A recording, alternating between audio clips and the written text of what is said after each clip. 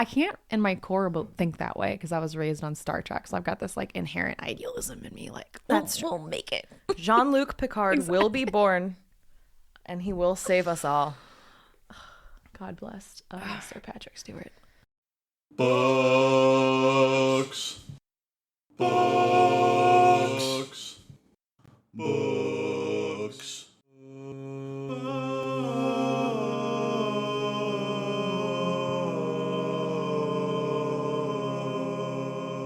Hello and welcome to Didn't Read It, the podcast that is complicated horny for poets.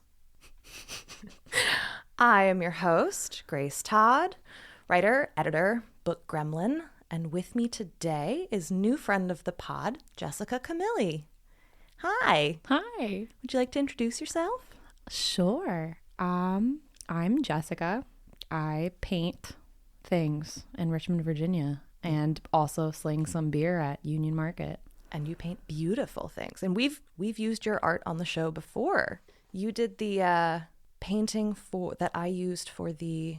Oh, it was so good. Nathaniel Hawthorne's. Yeah. Yes.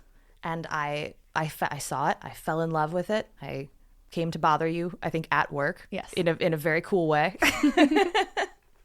And was like, I need this. I need you to let me use this. I didn't realize till much later actually listening to that episode where I was like, oh, it is perfect. Right? Yes. It was meant to be. Yeah. And now you're here. Yay. With me again. To talk about books. And we're going to use a piece of your art for the show.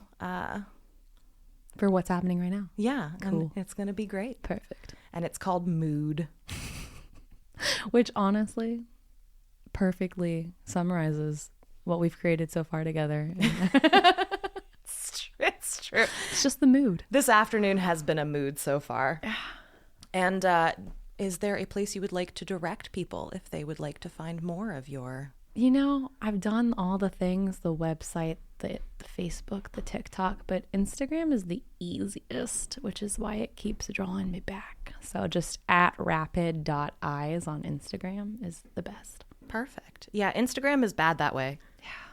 Or great that way. I don't know. I hate it and I love it so much. The ease with which you can literally purchase attention on Instagram is a little alarming. It's crazy. I mean, it's reflective of our culture, I think. That is true. Yeah. It's the paradigm we're all stuck in.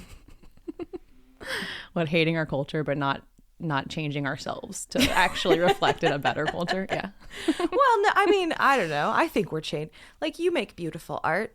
I'm making this dumb podcast. We're launching our little paper boats into the current. It's just that the current is so strong and the paper boats are so paper. Yeah, so paper. But we're trying. We're making our little waves. Exactly. And now we're making them together, which is so thrilling. Beautiful. All right. Well, what do you know, if anything, about Thomas Hardy?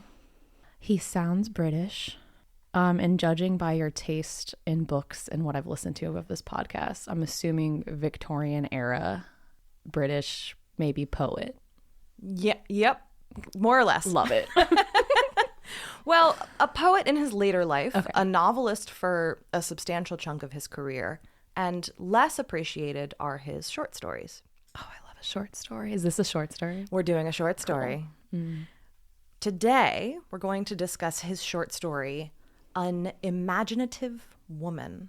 Are you saying an imaginative woman or un? A woman who is imaginative. Oh my God. Yeah, that's a toughie when you say it out loud. Yeah. Some things do not translate well to verbal. Yes. Yeah, it is a woman who is imaginative. Especially because those things are so different. An unimaginative woman and an imaginative woman. It's true. It's important. That's a wild homonym. Cool. All right. Normally, I would throw out some stuff about Thomas Hardy, but I've been very whelmed. And the biography I ordered did not arrive in time.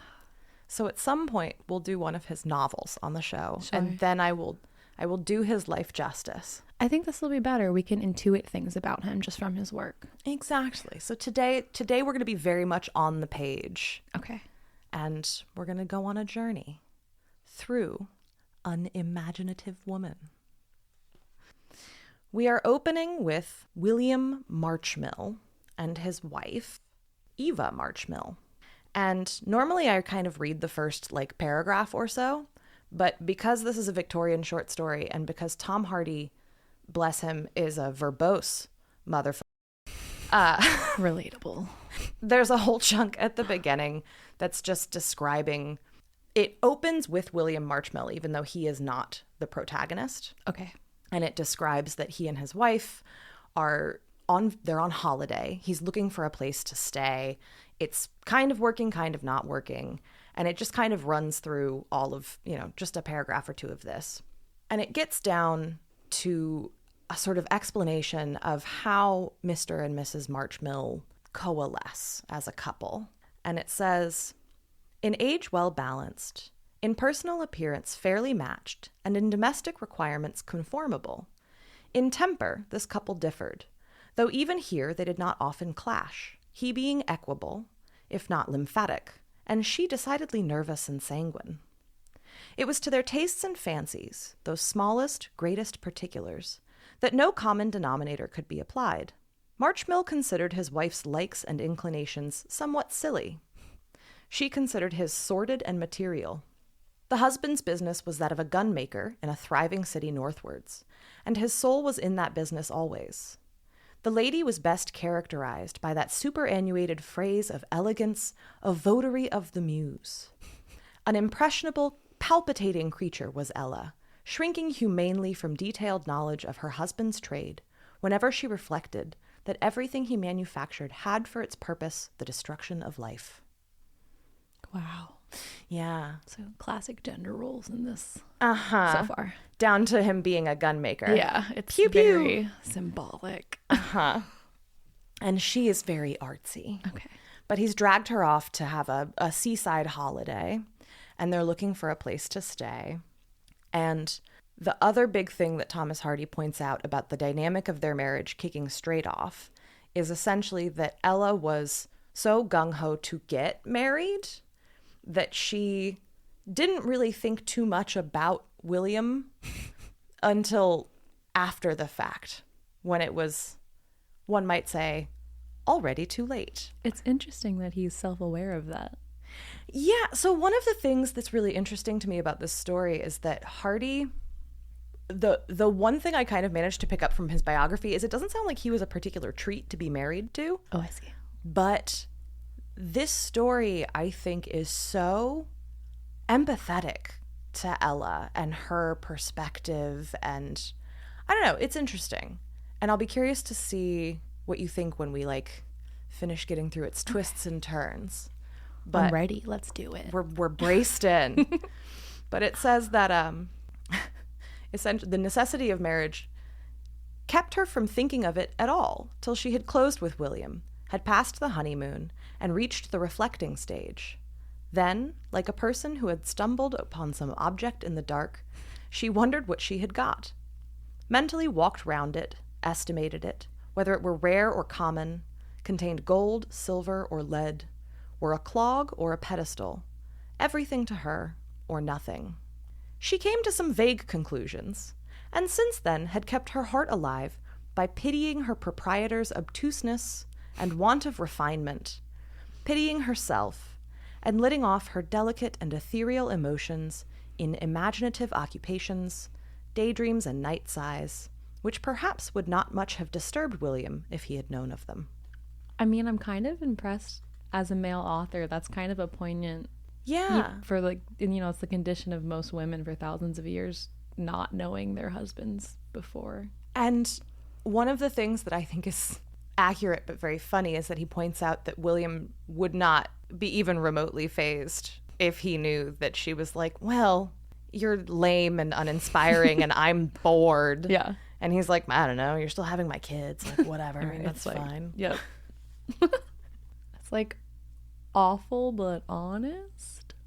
Well, and I mean, whomst among us, regardless of sexuality, has not gotten into a relationship with somebody and then after it's kind of settled out been like, oh, yeah, you're not as exciting as I thought you were. Well, because we all start with our version of them that exists in our head. Yes. We've like projected a lot of things onto the person, and then you find out who they actually are. And aren't we all lucky that we couldn't marry that person and be stuck with them Right. forever? Yeah.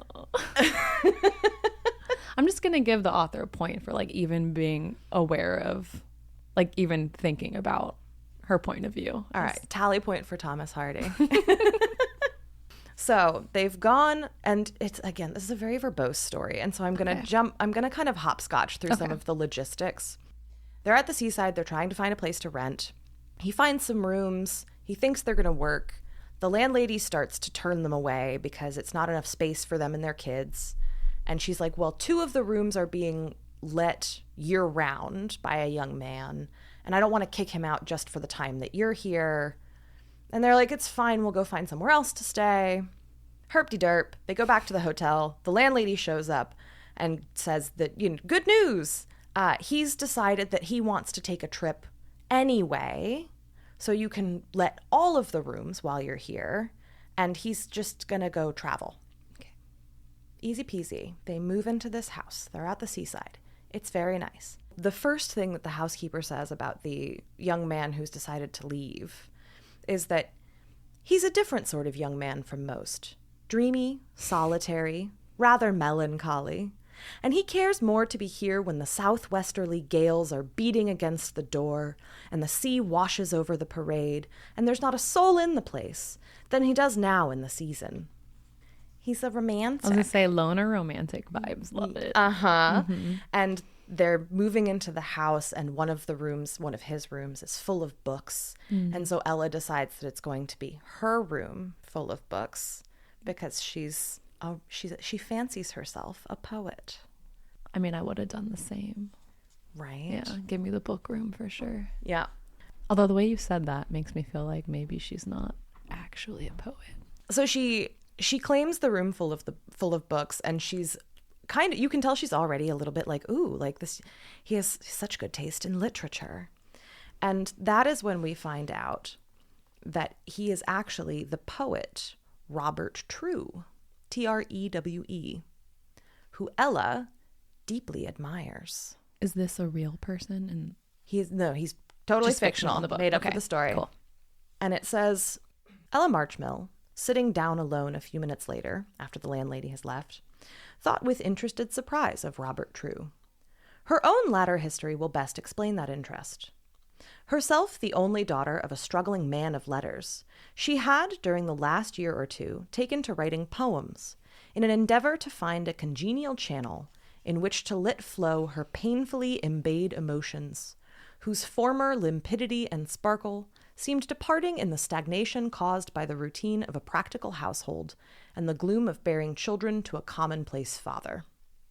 Which is so many words. Embayed emotions and limpidity. Calm down, Thomas.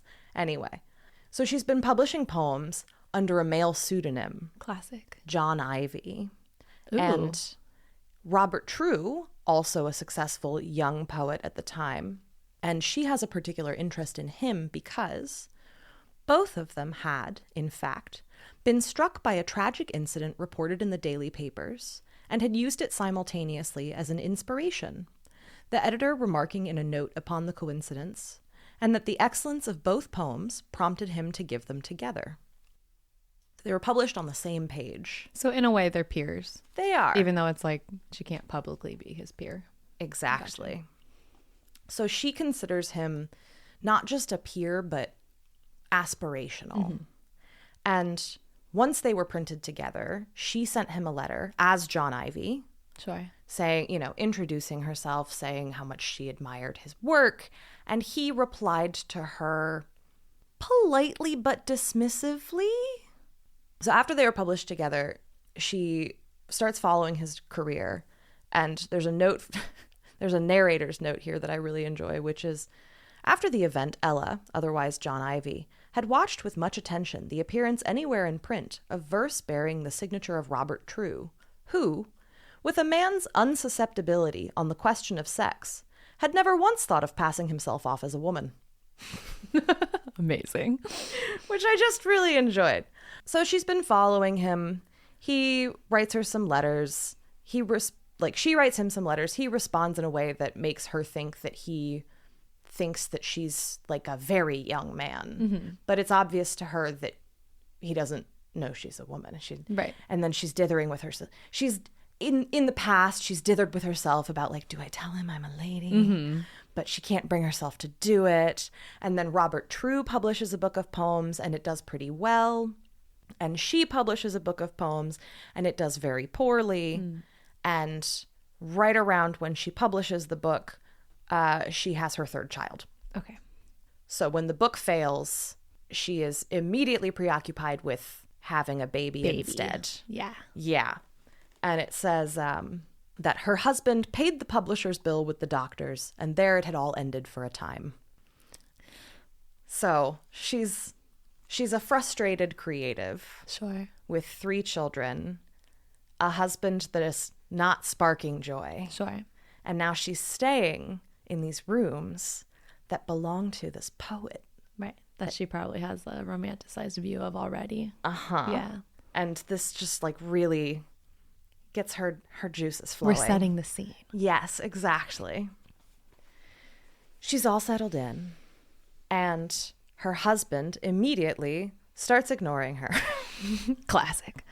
So they're on vacation. They're supposed to be on vacation. And it says, perhaps because the sea was choppy outside the island, Ella's husband found it much pleasanter to go sailing and steaming about without his wife than with her.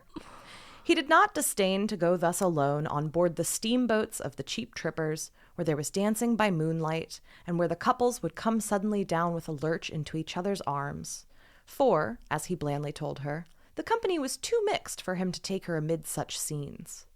Thus, while this thriving manufacturer got a great deal of change and sea air out of his sojourn here, the life, external at least, of Ella was monotonous enough, and mainly consisted in passing a certain number of hours each day in bathing and walking up and down a stretch of shore. Oof. Yeah.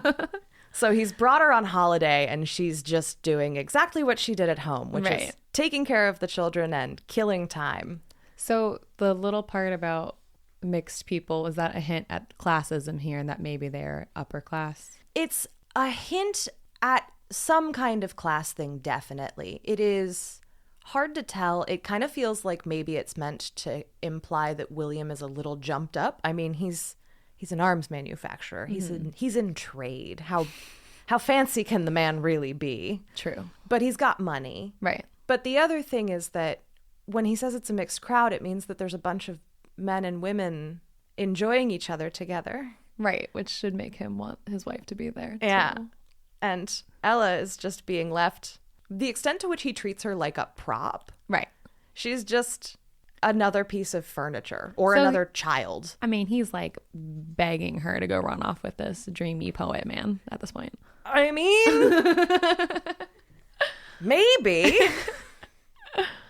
And so in his absence, she starts honing more and more in on this idea of this poet who has been occupying these rooms that they're staying in.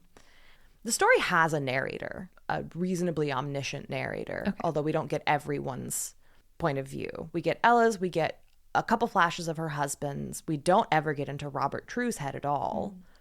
But there are all of these little narrative notes from Hardy's narrator that kind of add a little irony here and there. That's where we get like these little jokes. Like there's a narrative force above Ella that is contextualizing her for us. Sure. And one of the things that it points out is that as she's sitting around in this, these rooms, fantasizing, thinking about Robert True, the poet, it says, to be sure, she was surrounded noon and night by his customary environment, which literally whispered of him to her at every moment. But he was a man she had never seen, and that all that moved her was the instinct to specialize a waiting emotion on the first fit thing that came to hand, did not, of course, suggest itself to Ella. Wow. Yeah. So, the narrator wants us to know, like, pretty early on, like, Ella is, to an extent, just projecting on the concept of Robert True because she needs something to project on. Sure. Because her husband is lame. Yeah. And it goes on to say, her husband's love for her had not survived, except in the form of fitful friendship, any more than, or even so much as, her own for him. And being a woman of very living ardors that required sustenance of some sort, they were beginning to feed on this chancing material, which was, indeed, of a quality far better than chance usually offers. Wow. So she's horny. Uh-huh. And he's just like preoccupied with business. Yeah, she's a bored, uninspired, aspiring poet who has just been kind of handed this gift-wrapped idea that she can latch on to. And the first sign that things are going to get weird is that she is killing time by herself in the house. Her husband has abandoned her again. And her children are playing around. They're like playing hide and seek or something. And they like pull a bunch of clothes out of a closet. And she realizes that they're his clothes. No. And she puts on. I was hoping it was going to get to that. She puts on his raincoat and like his hat. She smells it, I bet. She does. She calls it the mantle of Elijah. Oh my God. Would that it might inspire me to rival him, glorious genius that he is. Her eyes always grew wet when she thought like that, and she turned to look at herself in the glass. His heart had beat inside that coat, and his brain had worked under that hat at levels of thought she would never reach. The consciousness of her weakness beside him made her feel quite sick. Ew. I mean, we're all guilty of like romanticizing someone and building a story in our heads, but like her, I don't know, putting herself so beneath him in her own fantasy. It definitely, I feel like it has the vibes of a teenage girl getting a hold of something that was owned by a pop star. Yes, totally. Just like Harry Styles. Oh no. touched this car door handle and I'm gonna rub my face on it. Yeah. It's good. It's healthy. Yeah, it feels not problematic at all. No, not even in this. This is only gonna end well. If there's one thing that I can guarantee about classic literature, it's happy endings. Yeah. And catharsis for everyone. And then, of course, her husband walks in on her wearing. Oh my God. Is that what happens? Yeah. Oh, that's great. And she's like, ugh. And he kind of just looks at her and she plays it off as she says, I was just in a freak, and it's because you're leaving me alone all the time and I don't have anything to do. I mean, that's valid. It is. Yeah. And he doesn't really say anything. He just walks away. Oh my God. She finds out just after from the landlady that Mr. True is going to come and get some of his books the next day so she can finally meet him. And she's all in a tizzy. Yeah. And she goes down to breakfast the next morning and her husband says, you know, I've been thinking about it and I have been leaving you alone too long. Now she's got to make an excuse to stay. Why don't you come out on the boat with me? We can hang out today. You know, we can spend the day together. She's like, I'm trying to start my torrent love affair. No. That is exactly the vibe. And she ponders it and she ultimately backs out. And she says she told her husband that she had changed her mind about wishing to sail. He was indifferent and went on his way. And that is the only time that he tries to spend more time with her. Just tries once, gives up immediately. Yeah. I mean, he's creating this narrative himself. He's setting it all up. Wow. Uh-huh. And then Robert True doesn't show up. Oh. Oh. Yeah. One of the trademarks of Hardy's fiction is people's lives hinging on bad timing and missed chances. Right. And so this is just going to keep happening through the story. I'm just warning you now. Yeah, just brace yourself. Love it. It has a bit of that like Shakespeare, like tragedy comedy kind of. Yeah. So he never shows up, and she's kind of grilling the landlady about it. And in desperation, she's like, do you have a picture of him at least? And the landlady's like, oh yeah, there's one in the room you're staying in. It's behind a picture of royalty, because when he knew you were coming, he said that I should cover it up with something less personal. She says, as he went away, he said, cover me up from those strangers that are coming, for God's sake. I don't want them staring at me, and I'm sure they don't want me staring at them. But then she says that, you know, if he knew that a lady like yourself was coming, I'm sure he wouldn't have had me hide it. So you can go take out the photo. Like, go help yourself. She's instigating. But the best part is, and this is such a crystal clear portrait of a very particular kind of woman. Ella doesn't go get the photo right away. She waits. She has to play it cool. She has to play it cool, but also she's turning it into an experience. Sure. Her husband has decided he's going to stay away overnight that night. Right. And so she waits until the children have gone to bed. She's like imagining it like it's a real tryst, but she's like, yeah, okay. So here we go. After her light dinner, Ella idled about the shore with the children till dusk, thinking of the yet uncovered photograph in her room, with a serene sense of something ecstatic to come. For, with the subtle luxuriousness of fancy in which this young woman was an adept, on learning that her husband was to be absent that night, she had refrained from incontinently rushing upstairs and opening the picture frame, preferring to reserve the inspection till she could be alone, and a more romantic tinge be imparted to the occasion by silence, candles, solemn sea and stars outside, than was afforded by the garish afternoon sunlight. I mean, when you're that bored. It's true. I get it. Oh, it gets better. Oh, God. I'm like imagining the worst. She puts the children to bed, and then, to gratify her passionate curiosity, she now made her preparations, first getting rid of superfluous garments and putting on her dressing gown, then arranging a chair in front of the table and reading several pages of True's tenderest utterances. Next, she fetched the portrait frame to the light, opened the back, took out the likeness, and set it up before her. Wow. Okay. And now we finally get a description of what this poet looks like. Okay, all right. I want to know. The poet wore a luxurious black mustache and imperial, and a slouched hat which shaded the forehead. The large dark eyes described by the landlady showed an unlimited capacity for misery. They looked out from beneath well-shaped brows, as if they were reading the universe in the microcosm of the confronter's face, and were not altogether overjoyed at what the spectacle portended. Ella murmured, in her lowest, richest, tenderest tone, Ooh.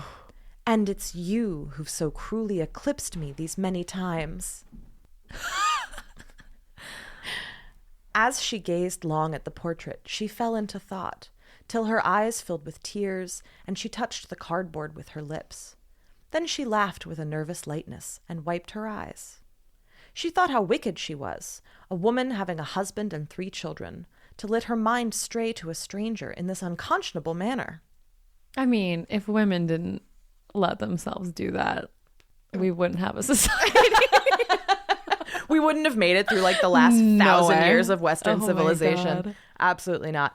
We're not. It gets better. Good. I'm like imagining her dancing with the portrait, so I don't. Oh no, she gets in bed with it. Wow, this is saucy for the Victorian age. Oh God. She takes his book and his photo, and she climbs into bed, keeping in mind this is his bed. I mean, that adds to the experience. I get it. She lies down. She puts the photo in front of her where she can see it lying down. There are little scribbled pencil notes above the bed where he like clearly wakes up in the middle of the night and scribbles things down before he can forget them. I mean, that in itself is like a level of intimacy. Yeah. No, very much so.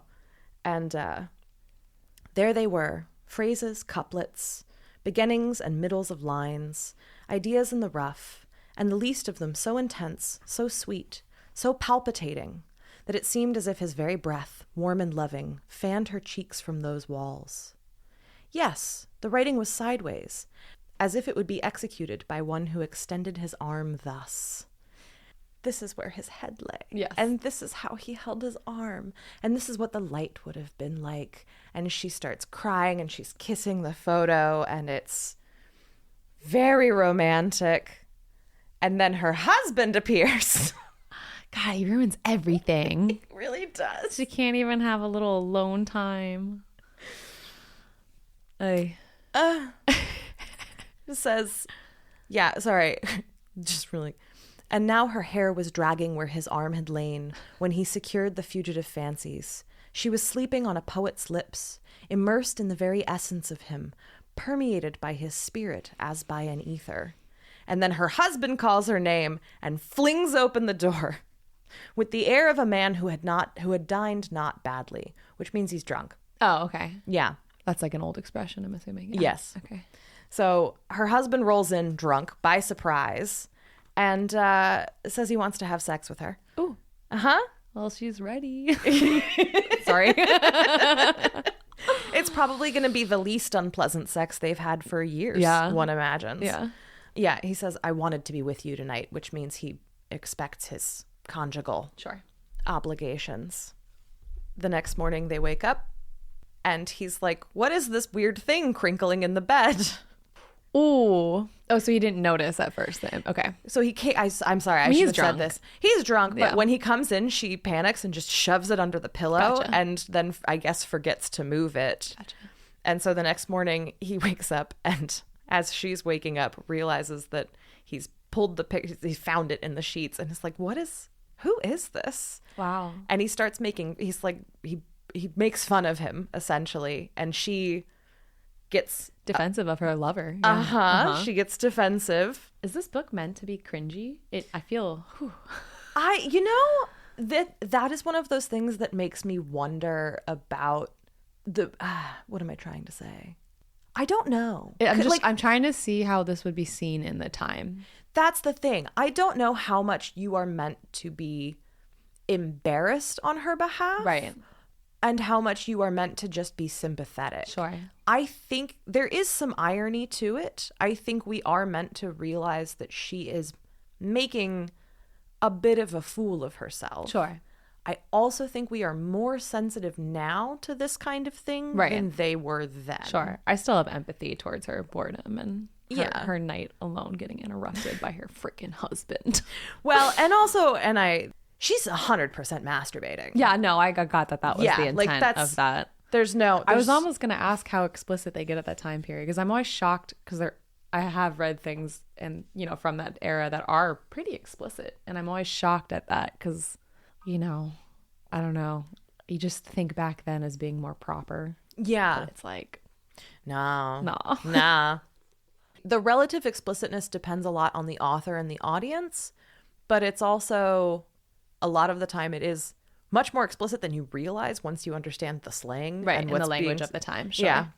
Let's see, where did I leave off? He found the image. He's making fun of him. Yeah, and she gives him a hard time. He's a clever man, she said, with a tremor in her gentle voice, which she herself felt to be absurdly uncalled for. He is a rising poet, the gentleman who occupied 2 of these rooms before we came, although I've never seen him. This would be the point at which he should maybe be like, why is his picture in our bed? Yeah. What is happening? And instead he's like, oh, well, I have to go. Mind the children don't go getting drowned. I feel like he just doesn't even care enough about her to be that affected by that. No, Yeah. absolutely Okay. not. But Elle is still trying so hard to meet this man. And she badgers the landlady about it again, who says that he's going to come down in about a week. And then Elle's husband announces that it's time for them to leave, actually. So now she needs an excuse to stay. Exactly. And she tells him that she's actually having a wonderful time and has been having the best time this whole time. And couldn't he leave them here and he can go back to the city and they'll catch up with him on the train when they're done? And he says no. And he calls her perverse, which I think is funny. How perverse you are, Elle. What's the use? I'd have to come fetch you. And so in desperation, because she's found out that Robert True is staying He's staying on an island not far from where they are. Okay. And she goes and she gets on a ferry. Oh my God. All by herself. Wow. Yeah, she just dips out. The husband leaves for the day. She just gets up. She goes. What about the children? The children are with... Oh, they probably have caretakers. There's Okay, probably sure. a nurse. Yeah. It's one of the things that's funny to me, and Lee and I were talking about this in the Rebecca West episodes, is how much the servants are so unremarkable that they don't even bother pointing out that they're there. Right. And so there are all these weird logistics where you're like, how did that even work? And you're like, oh, Because there's a house full of people actually doing everything. Yeah. like there's a nanny. It's so unrelatable to our lived experience that we don't even yeah. think about that. And so she just dips out for the day. Mm-hmm. She catches the ferry and she finds his house, or at least she finds what she thinks is his house. And she is pacing back and forth in the street trying to decide if what to do. And it says, how could she call on him? Some women might have the assurance to do it, but she had not. How crazy he would think her. She might have asked him to call upon her, perhaps, but she had not the courage for that either. She lingered mournfully about the picturesque seaside till it was time to return to the town and enter the steamer for recrossing, reaching home for dinner without having been greatly missed. She's doing a lot of the classic stalker things. Yeah, it's getting just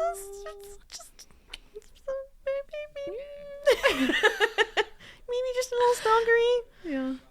So she goes on this very pointless stalkery adventure, comes home. Her husband announces that she can stay after all.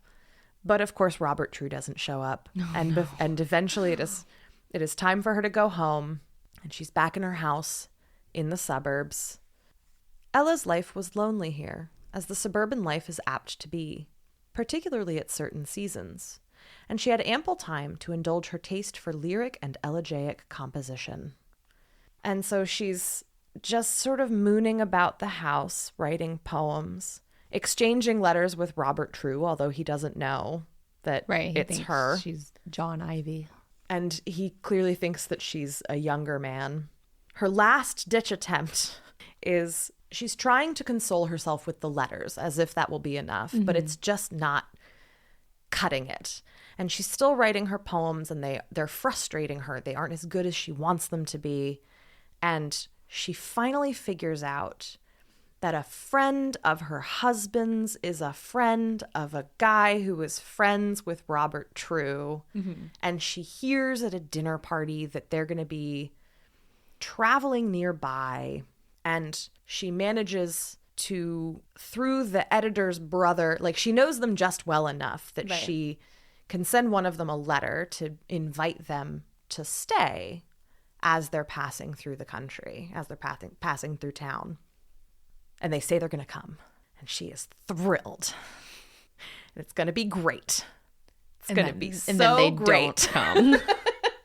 I feel like this book is just about things not, like, you know, she almost gets to masturbate and it doesn't. And almost, and they don't. It's like, it's a lot of teasing. It is. Anticipation.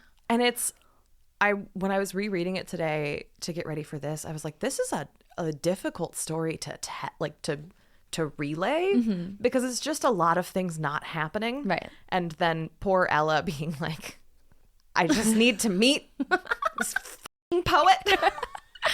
Yeah, in most stories, things happen. Yeah. Thomas Hardy just loves writing a story where nothing happens. I love it. Ella was blithe and buoyant. Her scheme had succeeded.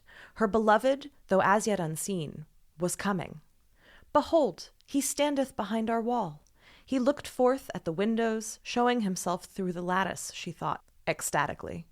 And lo, the winter is past, the rain is over and gone, the flowers appear on the earth, the time of the singing of birds is come, and the voice of the turtle is heard in our land. Voice of the turtle. I'm guessing turtle dove. I think that's probably, quote. Yeah. That's definitely quoting a piece of poetry that I should have checked before we did this, but it's too late now. I love it. We'll never know.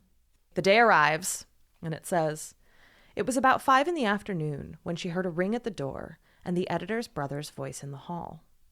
Poetess as she was, or so she thought herself, she had not been too sublime that day to dress with infinite trouble in a fashionable robe of rich material, having a faint resemblance to the chiton of the Greeks, a style just then in vogue among ladies of an artistic and romantic turn, which had been obtained by Ella of her Bond Street dressmaker when she was last in London.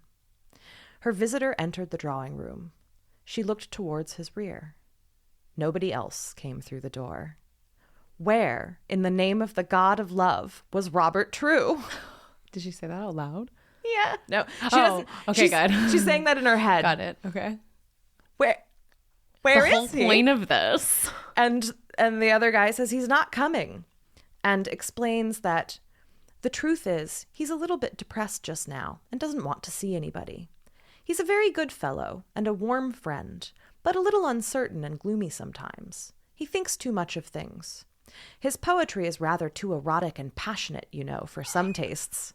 And he has just come in for a terrible slating from the review that was published yesterday. He saw a copy of it at the station by accident.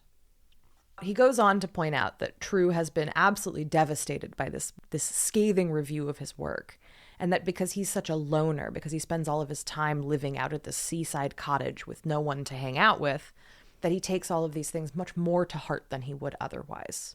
Because he doesn't have enough social time. Mm-hmm. It's not very good for him. But it's the poetic temperament. It's the brooding artist way, baby. And she is beside herself. And to make matters worse, the painter, this guy that was traveling with Robert True, who is a painter, and her husband hit it off immediately. Just to make everything a little. And they become absolute besties. And it points out, the narrator points out that neither of them notice that she's not happy. Of course not. Because they're having a wonderful time. And she finally gets away.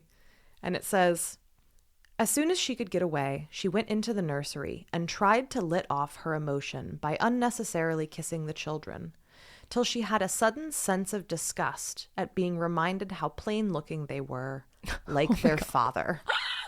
Oh. Uh-huh.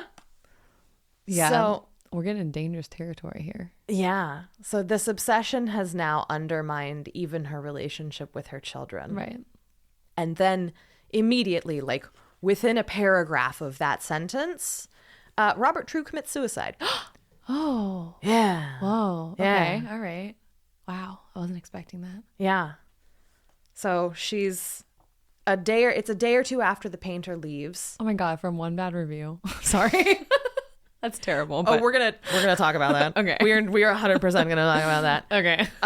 But 2 days later, big headline: suicide of a poet.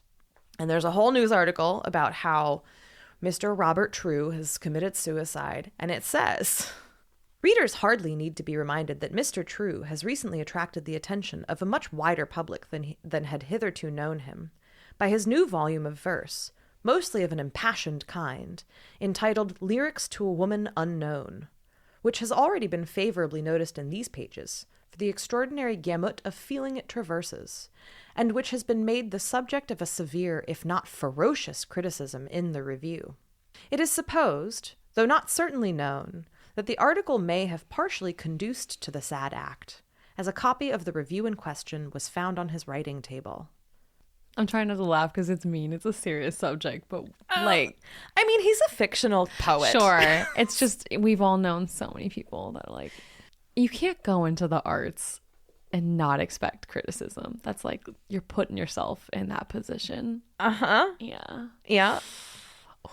Yeah. Okay. If you can't have someone who is younger than you and not as good at what you do as you are, and who like has maybe never even had a job in their life, if you can't have someone like that take something you worked very hard on and just shit all over Just it, eviscerate just it. ruin it, Yeah. just make you regret ever having tried, Yeah. and you can't like get up and keep doing it the next day, Yeah. you're not cut out for No. it. You're a hobbyist. Yes.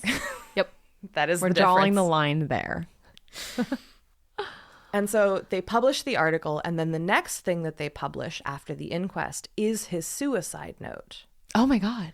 Yeah.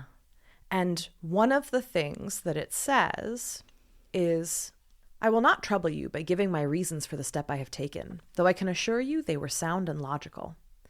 Perhaps, had I been blessed with a mother, or a sister, or a female friend of another sort, tenderly devoted to me, I might have thought it worth while to continue my present existence. I have long dreamt of such an unattainable creature, as you know, and she, this undiscoverable, elusive one, inspired my last volume. The Imaginary Woman alone, for, in spite of what has been said in some quarters, there is no real woman behind the title. She has continued to the last, unrevealed, unmet, unwon. So incel territory. It is definitely, and we're going to talk about Robert True and what his deal is, but this is one of those things where I am so much less sympathetic than I feel like the reading public might have been. Right. Contemporarily. Like, I know, obviously, we're both sensitive to like self-harm and suicide for sure. Absolutely. But this feels like a woman didn't love me, so this is I mean, it's like in his suicide note, he's blaming the fact that he didn't have a woman caring for him. And not just a woman, but an impossible woman. Right. An over-idealized, imaginary muse of a woman that he has concluded he'll never find, which is correct. Yes, because accurate. You can't find people who are just ideas. They're still people. Oh, okay. Now the reaction. So Ella, it says, her grief and distraction shook her to pieces. She lay in a frenzy of sorrow for more than an hour. Broken words came every now and then from her quivering lips. Oh, if he had only known of me. Known of me. Oh, if only I had once met him, only once, and put my hand upon his hot forehead, kissed him, let him know how I loved him, that I would have suffered shame and scorn, would have lived and died for him. Perhaps it would have saved his dear life. But no, it was not allowed. God is a jealous God, and that happiness was not for him and me. It just reminds me of being 16. Yeah, and it's funny because it notes that she's 30. Oh my, yeah, okay. But also, she's on her third kid. She's probably been married for a while. We cannot emphasize enough that she is bored. She is losing her mind. And she writes to the landlady and requests his photograph and a lock of his hair. Oh my God. She spends the next few days or weeks mooning about the house, crying and quietly kissing the lock of hair, until eventually, obviously, her husband wants to know what the hell she's doing. Yeah. She's very bad at this, is one thing I will say. She has no chill. You would think... I think that's the point, though. I feel like she's so bored that she needs drama. She's trying to create. I feel like even her love for him, because it's manufactured, I feel like she would have been content with not just returned love, but something happening, like the husband getting jealous. Just something. She just needs something to she needs to feel something. And I get it. That, Yet another historical woman who would have had a great time and also been an absolute menace if she had had access to like TikTok. Oh my God. Yeah. Oh my God. She could have stalked him so much better. So much more efficiently. With social media. They would have met if she'd had access to 100%. Social media. So her husband finally notices that she is crying over a lock of hair and asks whose it is. And she says, I don't want to tell you, Will, just now, unless you insist. And he just agrees immediately. See, that's what I'm saying. She wants the drama, and he won't give it to her. And she says, do you mind my refusing? I will tell you someday. And he says, it doesn't matter in the least, of course. He walked away, whistling a few bars of no tune in particular. It's not about guns. I don't care. Pretty much. But after he's left the house, he thinks about it a little bit more, and he puts two and two together, and he figures out that she's sad about the poet. Mm-hmm. And in the meanwhile, after he's left, she decides she's going to go to the funeral. And she just ups and leaves. Okay. Just walks out of the house. And When Mr. Marchmill reached home early in the afternoon, the servants looked anxious. There are the servants. They exist. The nurse took him privately aside and hinted that her mistress's sadness during the past few days had been such that she feared she had gone out to drown herself. Wow. Yeah. Marchmill reflected. Upon the whole, he thought that she had not done that. I love that. Without saying whither he was bound, he also started off, telling them not to sit up for him. And he goes to the railroad station, and he takes a train straight to where he knows that this funeral was. Oh, okay. And he finds her alone at late at night. She's been locked in, even though she doesn't know it. She's in the cemetery, crouching over his grave. I mean, so he cares to some degree. Yeah. I mean, he's gone. Well, And he knows her well enough to know that she didn't commit suicide, that she... and he knows, and he's pieced enough together to find her. Right. Okay. But it's you have to remember, too, with the era, that how much does someone care, and how much does someone care about a scandal? Oh, sure. Right. In his, yeah. Does he care about her or about his reputation? Right. Yeah. Okay. That's so valid. He comes across her, crouching over the grave, and she jumps up when she sees him, and he says, "Elle, how silly this is, running away from home. I never heard such a thing. Of course I am not jealous of this unfortunate man, but it is too ridiculous that you, a married woman with 3 children and a 4th coming, should go losing your head like this over a dead lover. Do you know you were locked in? You might not have been able to get out all night." So that's when we find out she's pregnant. Yeah. Wow. And must have gotten pregnant while they were Oh, in his bed. Ooh, yeah. Interesting. Mm-hmm. She doesn't answer, and he says, "I hope it didn't go far between you and him, for your own sake." And she says, "Don't insult me." And he drags her out. It's too late. They sit up all night in a coffee house so that they can get a train back to where they live. And it says, they departed early in the morning, traveling almost without speaking, under the sense that it was one of those dreary situations occurring in married life which words could not mend, and reaching their own door at noon. And they never speak of it again. Right. I mean, Ella still hasn't quite recovered. The birth of their 4th child is approaching, and she becomes convinced she's not going to survive the childbirth. He says, "Pooh, what childish foreboding. Why shouldn't it be as well now as ever?" She shook her head. "I feel almost sure I am going to die, and I should be glad if it weren't for Nellie and Frank and Tiny. And me," he says. "You'll soon find somebody to fill my place," she murmured, with a sad smile. "And you'll have a perfect right to. I assure you of that." And he says, "Elle, you're not still thinking about that poetical friend of yours." She neither admitted nor denied the charge. "I'm not going to get over my illness this time," she reiterated. "Something tells me I shan't." This view of things was rather a bad beginning, as it usually is. And in fact, 6 weeks later, in the month of May, she was lying in her room, pulseless and bloodless, with hardly strength enough left to follow up one feeble breath with another. The infant for whose unnecessary life she was slowly parting with her own, being fat and well.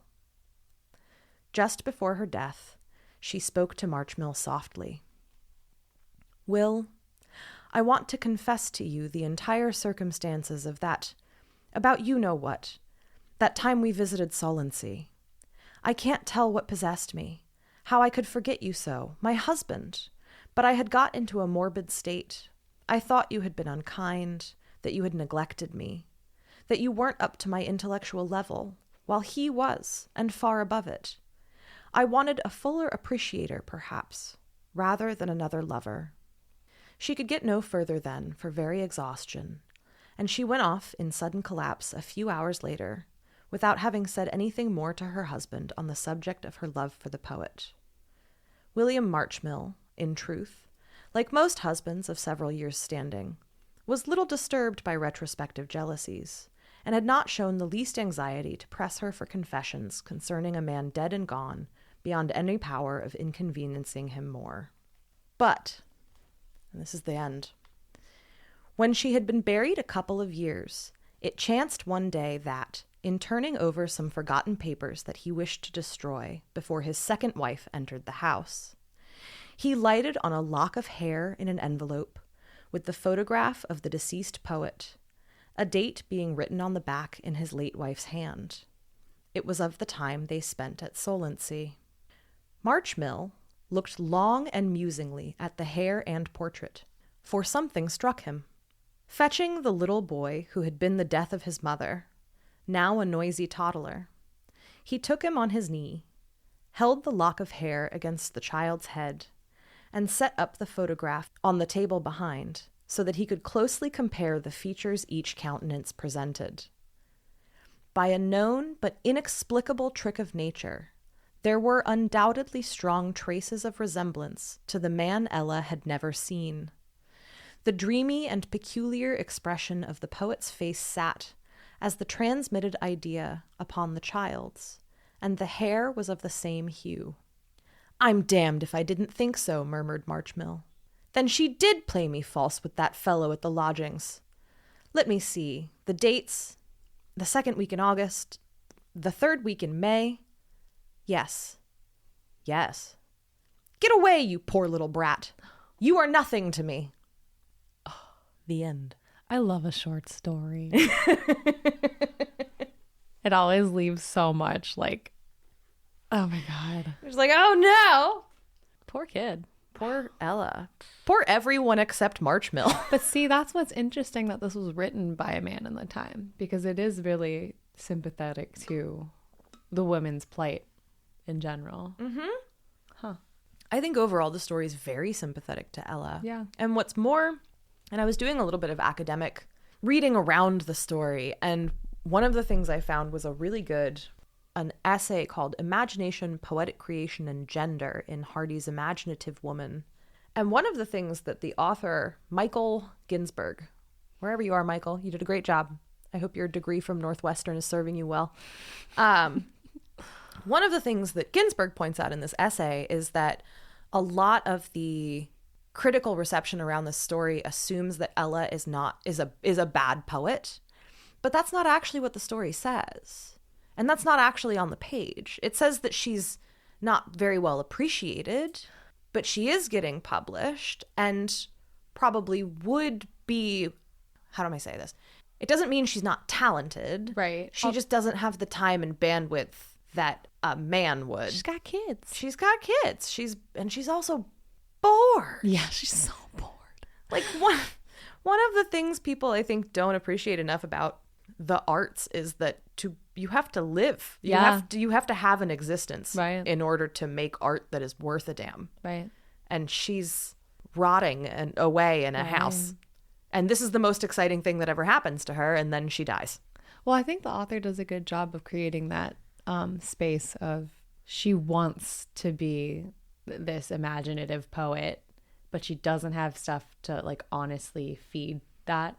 Yeah. She doesn't have the experiences to honestly feed those stories and those poems, but she's like trying to make it happen. Yeah. And again, she is getting published. Right. Like, but didn't it say that he was paying the publishers, the husband? So that they pay to publish a book. Oh, okay. Right. I am not entirely certain.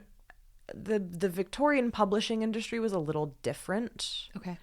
I think the implication there is that she didn't earn out her advance, that she got a publisher to put it out, right, but because it didn't sell, and that happens now. If you get an advance, yeah. So I think the implication is just that it sold so poorly that she didn't earn out her advance and she had to pay the publisher back. So clearly, in her own eyes, she is not a successful poet because she compares herself to. Yes, but from the narrator's perspective, I think it's just as viable to argue that she's a lost talent, right, that she could be something great if only she had the resources. Yeah, a penis. Yeah, that too.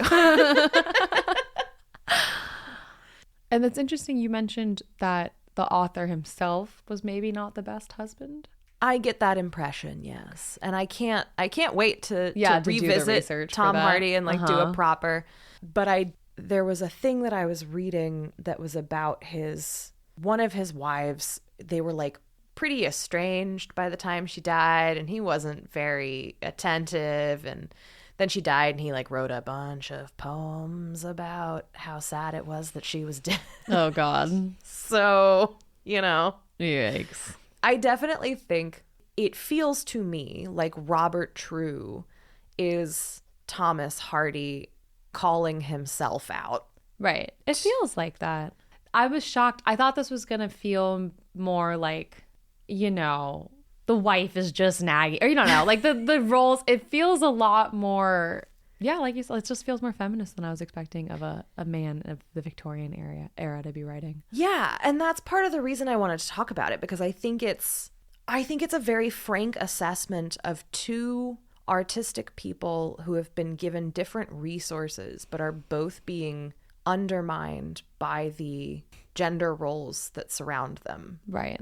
He's convinced that there is this muse ideal woman. Yeah, who is going to save him, who is going to fix him. Right. And she's convinced that if only she could either or be him, yes, or both, yeah, that she would have this sort of transcendent experience. And she kind of puts herself in the role of that imagined woman, because she's like, if only he had met me, he would be saved. And she's thinking of herself as that ideal woman for him. And that's also impossible, right? She would have disappointed him. She would absolutely have disappointed him. Yeah. And she would have been disappointed because he almost certainly, and I think Thomas Hardy knows this, that if they had met, if they had had a relationship, he would have never ever supported her writing. Right. Like Robert True would not have It needs to be about him. Exactly. Yeah, exactly. Yeah. Like he didn't want a fellow intellectual. No. He wanted a Muse Mommy. Mm-hmm. We all want a Muse Mommy. I mean, I would take I would take a Muse Mommy. I would take a Muse Mommy. No, I'm grateful for the Muse Mommies in my life. You have a Muse Mommy? Have you seen some of the people I've painted? I mean, I'm very fortunate. That is fair. Yeah. You have some great Muse Mommies. I do. That's shout out to the Muse Mommies of Richmond, Virginia. Oh boy. That needs to be like a club. Yeah. Like a Oh boy. Oh man. We've gotten off track. All right, the story. Well, and so part of the reason I wanted to talk to you about it is that it's all about artistic impulse and people who are kind of self-consciously trying to live like an artistic life. Right. And the ways that they are damaging themselves or not doing themselves any favors, in part because it feels like they are more preoccupied with trying to look like artists and act like artists than be artists. I have to be very careful about how I discuss this subject, because I don't want ever to discourage anyone from pursuing the arts. I think it's, besides finding love and connection with other human beings, I believe like creating art is like one of the best things you can do for yourself in this life. And if you have any desire to do it, you should do it. Yes. But they're definitely exacerbated by social media for sure. There is this culture of the desire to be an artist more than the desire to create art. Right. Well, and I mean, that's where we get all the AI bullshit from. Right. Is exactly that. Right. Is wanting the aesthetics of being an artist without the work and stress. I mean, and myself and my peers have had people post their art on accounts as their own, you know? Yeah. Because they want to be seen. And it's just like, that's so sad. Just make anything. Yeah. You can make anything. You can. It doesn't. There is something, and everyone has a different definition in their brain of what it means to be an artist and what art is, and they're all valid because there really is no answer. Like, I took a whole aesthetics course in college that was just the philosophy of what art is, and the answer was, you know. So yeah, you know, but just for me personally, like my definition of art in my head is like anything someone feels like they just needed to get out of them, you know? Yeah. Their response to the human condition. So if you're coming from that honest place, I consider it art. But when you're just trying to fill the mold of what you think an artist is, you're coming from just such a base ego place. that it just doesn't constitute as art to me on the same level that AI stuff is just like commercialism to me. Yeah. Robert True is portrayed as being very much lost in the aesthetics of being a poet to the point where it is undermining his happiness and his ability. Totally. And I do think that's one of the other things that we are really bad about culturally is this idea of like the tortured art. Like you can't make art if you're happy. Yes. And it's like you definitely can. You definitely can. You absolutely and can. honestly, just my own experience from existing as someone who's tried to pursue art since I was like, you know, as long as I can remember, is when I was so muddled up with my own insecurities and depression or whatever I was dealing with growing up. I like had all these ideas but couldn't actually make a lot of art. Just it didn't come out right. And then the second I did self-work and became a much happier person, I mean, it flies out of me like it is.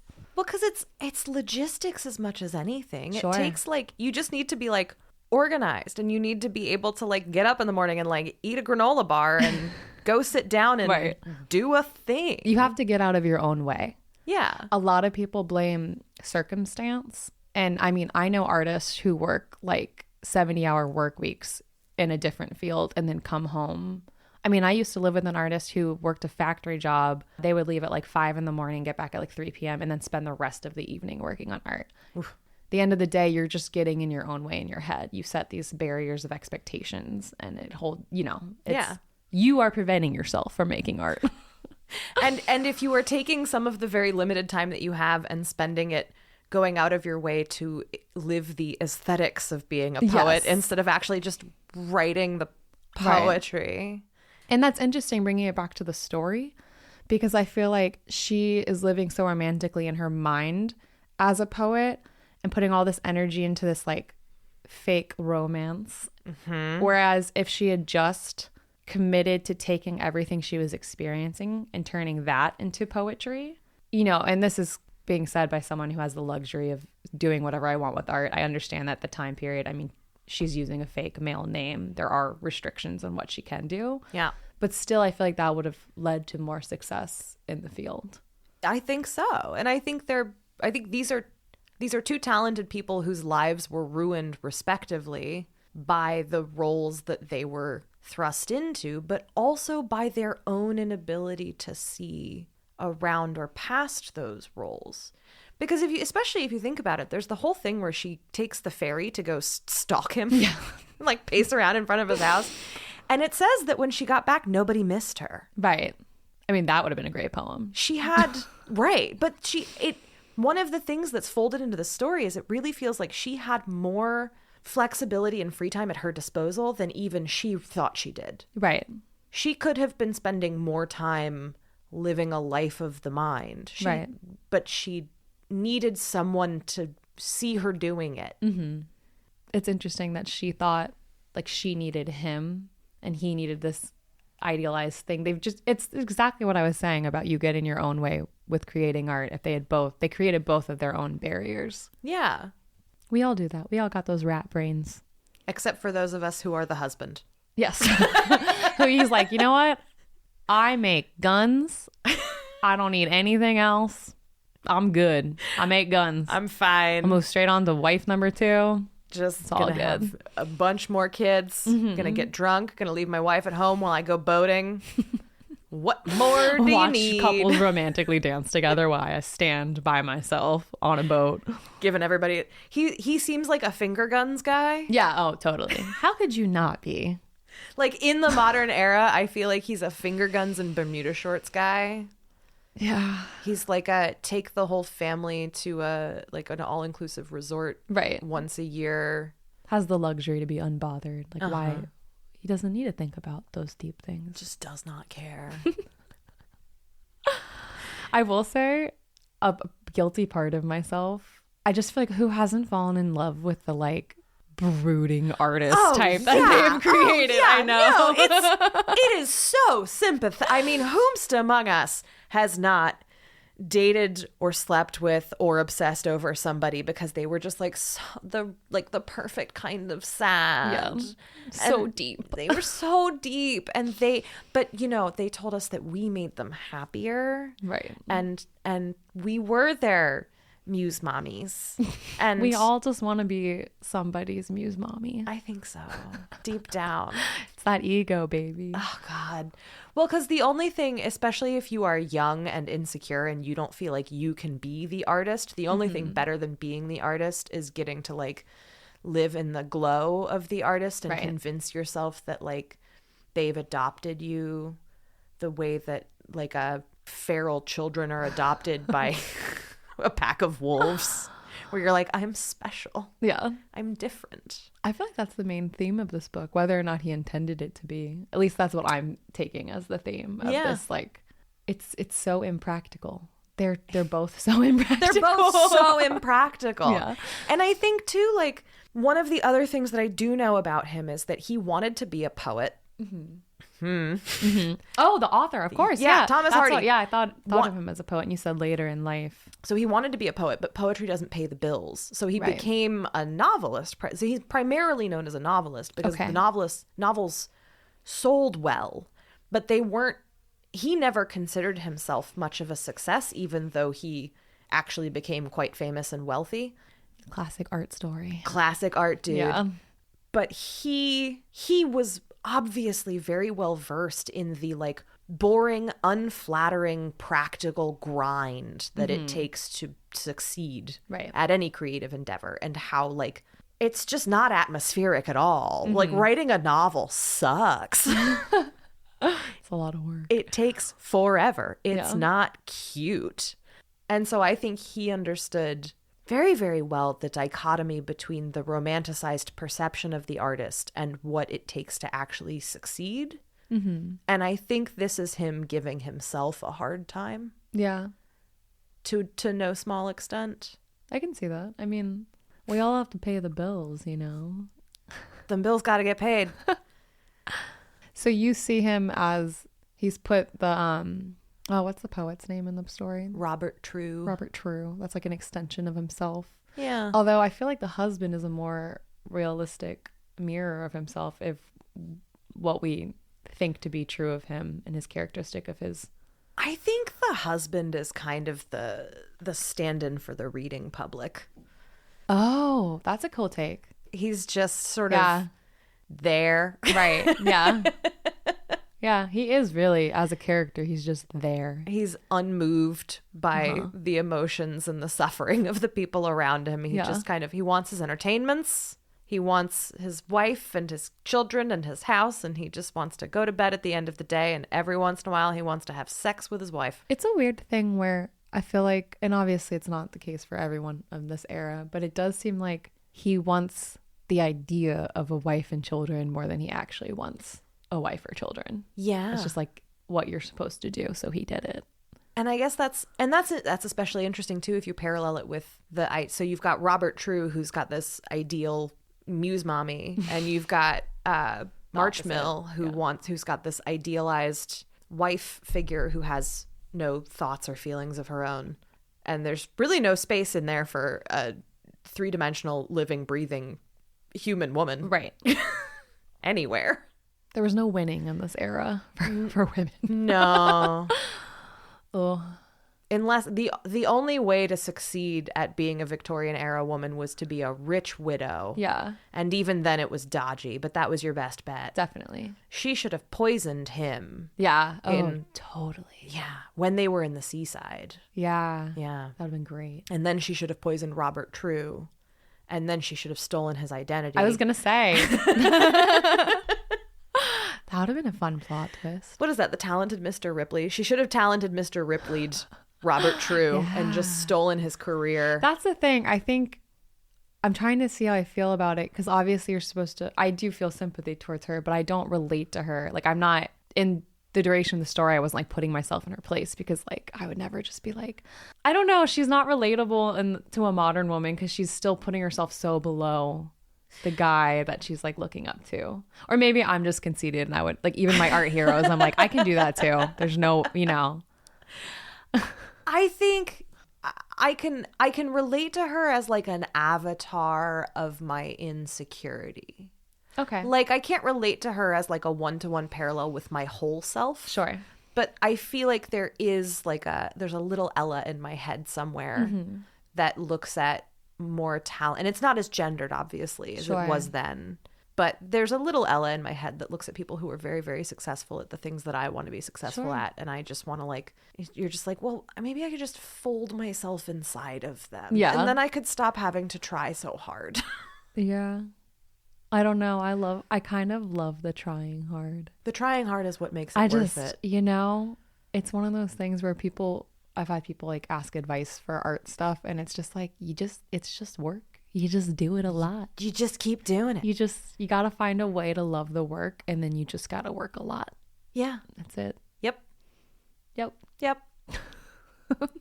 Which kind of gets to like back to that story of like, if she'd just been writing more poems in all that time, Yeah, just write more poems, Ella. But do you think Maybe figure out some birth control. yeah, no, jeez. Do you think that she cared more about being a successful poet or like having this dramatic romance? Like, was she just bored? Ooh, tough call. That's interesting, right? I think it was both. Both. I think she really cared about the poetry, Okay. but the close contact with this poet she really admired. I think she couldn't resist getting swept away Sure. in the idea of a life beyond the life that she had. Like, I think she thought she could reconcile herself. I think one of the things that's happening here is that she had thought for years and years that she had successfully reconciled herself to the life that she was living, and that this little breach was all it took for everything Right. to crumble, and she just couldn't do it anymore. And being face to face, like in his home, Yeah. in his bed, surrounded by his little scribblings, made it so much more real that I think it like felt like a real out. Yeah, and I think if you wanted to, there's some really fun gender stuff that you could read into this that obviously I don't think Thomas Hardy intended, but from a like contemporary interpretive standpoint, this whole thing that kicks off with her putting on his clothes and just kind of spins out until she's eventually like forced back into the feminine role by pregnancy, which yeah. ultimately kills her. Wow. There's definitely some stuff that you Yeah, could, that symbolism is actually profound. yeah, like she got a taste of what it's like to live as a man Right. in a way, and then she just couldn't let go of it. But that is what makes so fascinating reading actual female art authors from that time period. It's Yes. like so much more interesting to me. Oh yeah. But I will say this is still I kind of like the short story. I love the ending. The ending of a short story is what always gets me with them. Yeah, they're very hard to do. They're usually a shock and awe moment at the end of a short story, and I love that. And then it just leaves you being like, wait. Oh no, Yeah. that poor child. Oh yeah. Yeah. So it's a feminist-ish short story, but by a dude. We won't give him the full feminist flag there. Yeah, No. Sorry, Tom. Good old Thomas. Any final thoughts on poor Mrs. Marchmill? Ella Marchmill, what's Yeah. her name? Ella Marchmill. Yeah, I don't know. I think it's cool that she like predicted her death. Do you think that was like a prediction or she sort of made it happen? Tough call. I would buy either, TBH. Right. I mean, especially for the time, and that mortality rate of women in childbirth was like, Yeah, child she could have just like flipped a coin at that. But yeah, child number 4 Yeah. especially. And this is the last thing I'll say, is I love that Thomas Hardy made the note that the child was unnecessary. yeah, I know. But actually, that was my favorite like sentence of the book, I think, or not that I read it, but from what you spoke of. Yeah. I like the way she described his little writings in the bedroom, but I really loved how that was written.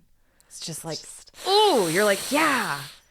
It makes getting drunk and having sex with your wife so much more insensitive. Right. I know. I'm trying to remember. My aunt was telling me a story about her talking to her grandmother, and she had, I think it was something like she had like 13 children and only like 7 survived or something like that because of the era. Yeah. And she was talking to her grandma being like, well, why didn't you use like birth control, or like why, you know, like at least have sex during certain times? And she was like, oh, I didn't choose when we had sex. And it's just like, oh God, yeah, that was the reality for most of time. Was Yep. Even if it was marital, it was still like assault. And you know, just It's your conjugal duty. right. And she already had 3, so it really was like you didn't need 4. No. Absolutely unnecessary. He could have just left her alone. I mean, he's gone all day. He could go Right. have sex with somebody else. Right. She can masturbate in peace. Yeah, with her little picture of her sad, dreamy poet. Yeah. There's something so 16 to that. Yeah. Yeah. Lighting candles, Yeah. putting on a bathrobe. Oh my God. Like, It's amazing and so cringy. all right, if you were going to light candles and put on a bathrobe Oh, before boy. you climbed into bed with a photo of somebody, which celebrity currently would you climb into? Oh my God. I feel like I'm not up to date with a lot of contemporary dreamy. Who's your You know what it is for me? It's Jerry Ryan, a 7 of 9. And I have to say, I know it's the really nerdy Star Trek. No, I mean, she's so hot. But it's also like, thank God for Sir Patrick Stewart for bringing back the new seasons of Picard, because what a fantasy, spoiler, she ends up being bisexual. What a gift. It was beautiful. Oh my God. She was one of my like first girl crushes. And you know what? This is such a side nerdy Whatever. sidebar, but she gets a lot of flack because, you know, it's supposed to be a very like serious and idealistic show. And then they just throw in this super babe in a really tight outfit. And, you know, there's a lot of jokes about how hot she is in the show and stuff. But you know what? The role is really like complicated and beautiful, and she does such a good job in it. It's like a very heartfelt. I mean, she was made into a Borg when she was a child, and like watched her parents die in front of her, and it was, I mean, and then her regaining her humanity through her connection to Janeway and the crew. It's beautiful. So yeah, she's my forever crush. So that's whose photo The you're picture, yeah. Yeah, that's whose photo you're Yeah. That's a good choice. That's an excellent choice. I think mine. Yeah, what is yours? Oh God. Just because it's easy, probably the most enduring is still going to be Viggo Mortensen as Aragorn in Lord of the Rings. That's probably like the first. I think that's one of the first men I remember being like, oh my God. Yeah, no, he's perfect. He still is. And hilariously, 7 of 9 is one of the first women I remember Yeah. being like, oh my God. That was an awakening. For sure. No, he's perfect too. Wow. Take both photos and then you make them kiss. Yeah. And then you kiss them too. Wow. We've really hit the puberty feels. It's great. I mean, that is what that story felt like to me. Like yeah, she showed up to his house maybe. She reads as She teenage. got a lock of his hair. Yeah, despite being 30 allegedly, she reads as teenage girl. Yeah. It's great. Which is why we both reverted over the course of the Got episode. all giggly. It's Oh fine. my God. Classic literature. That's so great. good. I love reading. I do love reading. Reading is great. Reading's the best. What are you reading lately? Oh my God. I meant to ask you this at the beginning. I completely forgot. I was too busy trying to make sure people went and looked at your art, which is what they should do. Everyone should look at art in general. We've got so much great stuff around us. I am currently reading The Moor's Last Sigh by Salman Rushdie, who's one of my favorite authors. Very heavy, very beautifully written. But one of my favorite books I've read lately, and I highly suggest it, is The Idiot by Elif Batuman. Ooh. And I don't know if you've heard of it, but it's like she's the daughter of Turkish immigrants going to Harvard. Oh. And it really, more than anything, it's like you're following someone who's really smart, but like an alien to human interactions. And I laughed out loud so much in this book. It's like so Sounds charming. great. Yeah. Hell yeah. Thank you so much for being here with me today. It was such a pleasure. And everyone listening, be sure to look at Jessica's art, both in the thumbnail of this episode and on Instagram at rapid.eyes. Yeah. I love everything she makes. It's all so good. Share it with your rich friends. Please. Share this podcast with your rich friends also.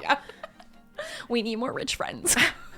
We could really use some rich. Oh my God. All right. Just I will send pictures for you to climb in bed with for your rich friends. Yeah, something like that. And even if you don't have rich friends, thank you all out there so much for being here with us today. We really appreciate you. And as always, if you can, this week, this month, this pay period, consider supporting a living author or artist, because they could sure use the love. Bye. Bye.